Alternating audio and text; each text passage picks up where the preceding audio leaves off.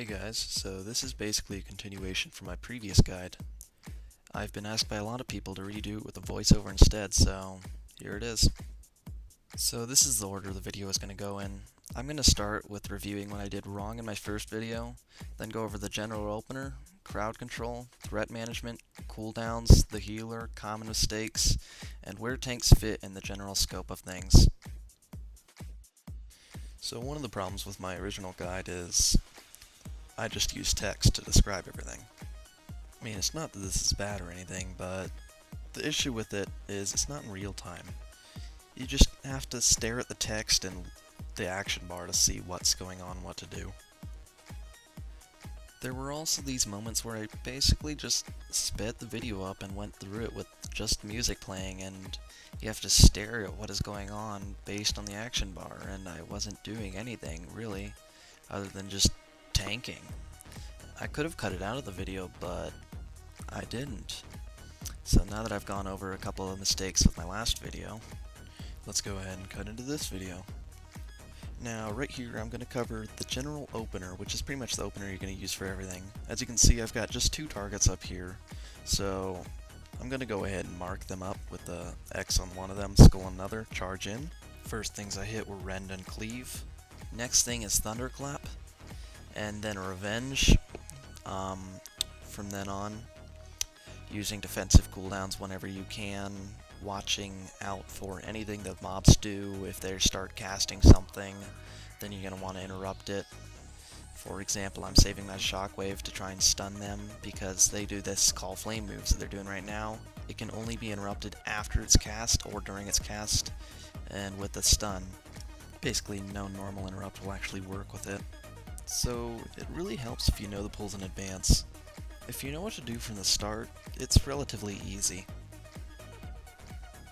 So the next thing I want to cover is crowd control. You can't really tell from the nameplates due to the distance right now, but this is a mob of 3, and my group has a shaman and a hunter in it, so I'm going to go ahead and mark a skull, a trap, and a hex. The only problem is there wasn't any hex since the shaman didn't want a CC. Also, watch out for patrols. Plan accordingly if you need to, like extra CC. I didn't wait for it to go back though, since I figured it would just be a 2-pool with it if we actually got our CC off. So once the boss goes away, hunter trapped, and I did heroic throw for the silence to bring the caster toward us since there was a caster in the pack. And noticing that the shaman was not hexing at all, I just decided to go in, rend, thunderclap, and proceed with a pretty typical AoE rotation. So, threat. Threat is typically very easy for me. I've never actually had very many problems with threat, but it's, for the most part, just making sure nobody else picks up anything off of you. That usually just happens if someone's wailing on something else while you're not looking. But in a larger pool like this, the main things you're going to want to keep an eye on are shockwave, revenge, cleave, and staring at people to make sure they're not smashing something else, like that warrior was there, but luckily he killed it before it became any kind of an issue, so that always helps. Here's one of the things that makes tanking really distinguishable if you're actually good at it, using your cooldowns. So I'm on the boss here. I'm just opening up with a couple of single target moves to get some threat going. He does a mortal strike that reduces the healing you receive, so knowing this, I'm saving my shield wall for it. Here you can see the mortal strike went up, and I used shield wall to reduce the amount of damage I took during the duration of the mortal strike. This is a little bit later in the dungeon. On this pull, I accidentally pulled a bit too many mobs with me. So basically these fire guys, they do AoE damage, and each of the little quicksilver that you pull also hit the tank for a lot. So I went ahead and picked up the big guy off the DPS with a taunt, started to pick up the littler adds, and noticing that the healer was having a bit of trouble, I threw up last stand and rage regeneration to make it so the healer didn't have to heal me, and the healer could heal the group instead. And on that note, I'm going to go over the healer, which is basically your lifeline. You're going to want to have a really good relationship with the healer. If your healer is drinking, you need to know this, and you do not want to pull while the healer is drinking. And you're gonna want them to obviously have mana to be able to heal you. I mean, the problem I see with a lot of tanks in some of my dungeons on my DPS or on my healer is they do not let their healer get mana between pulls. They totally disregard their healer's mana in general. I'm not saying that you need to wait all the time for them to drink, just whenever they need to drink and you notice it, then don't pull while they're drinking. So here's something to keep in mind. The more that the healer is healing you, the less they're able to heal the DPS. Also, the more they're healing you, the more mana they're using on you. If your healer is running out of mana or having problems keeping you up, or you're taking just too much damage, you're going to need to start using those cooldowns and keeping yourself alive along with the healer keeping you alive. Sometimes it can just be too much damage for them to heal. A lot of tanks blame their healers wrongly. Which basically brings me to my next topic, which is the common mistakes that a lot of tanks make. One of the main ones, as I was just saying, is blaming their healer.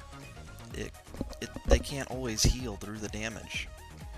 For some reason, they just think that because they aren't getting healed enough to live, their healer is bad, which I've had happen to me a lot on my druid, and it just makes me angry to see people be so arrogant with how much damage they're taking and with their job in general.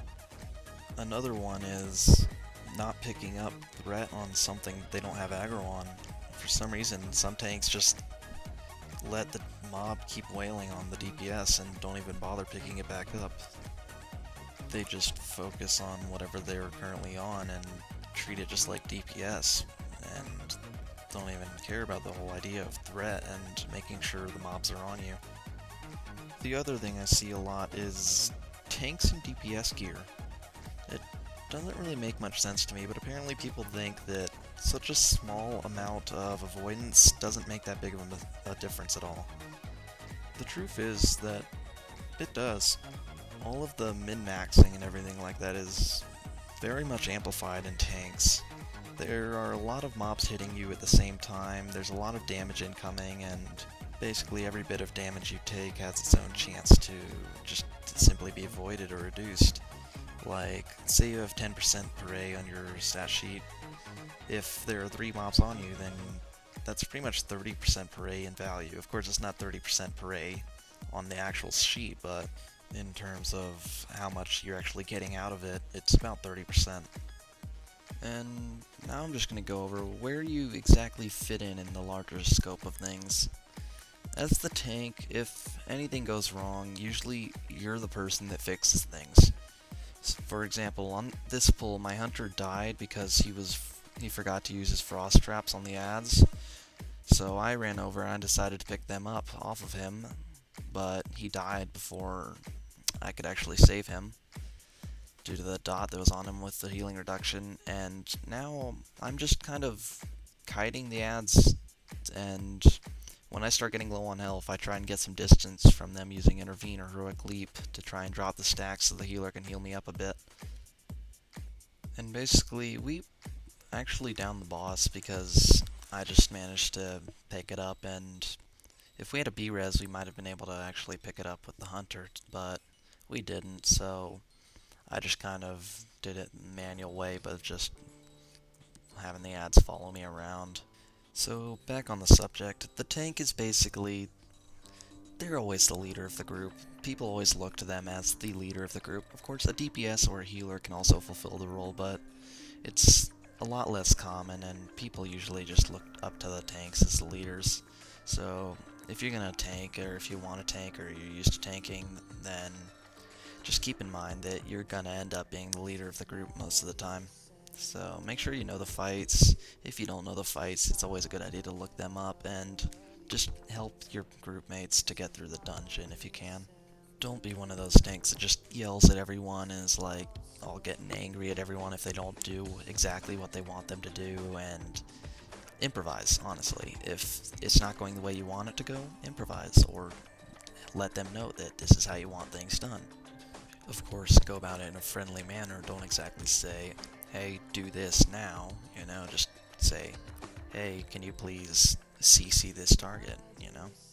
So, that's about all I have to offer. If there's anything else you need to know, just send me a message over YouTube. And that's it. Peace, guys. This is me.